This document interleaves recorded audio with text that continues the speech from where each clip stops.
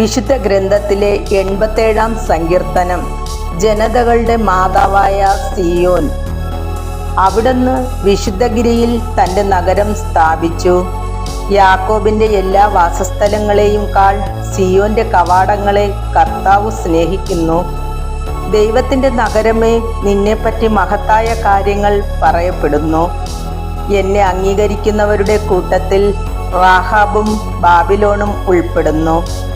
ഫിലിസ്ത്യയിലും ടൈറിലും എത്യോപ്യയിലും വസിക്കുന്നവരെ കുറിച്ച് അവർ ഇവിടെ ജനിച്ചതാണെന്ന് പറയുന്നു. സകലരും അവിടെ ജനിച്ചതാണെന്ന് സിയോനെ കുറിച്ച് പറയും. അത്യുന്നതൻ തന്നെയാണ് അവളെ സ്ഥാപിച്ചത്.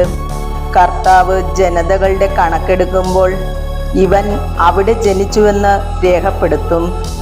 എൻ്റെ ഉറവകൾ നിന്നിലാണെന്ന് ഗായകരും നർത്തകരും ഒന്നുപോലെ പാടും.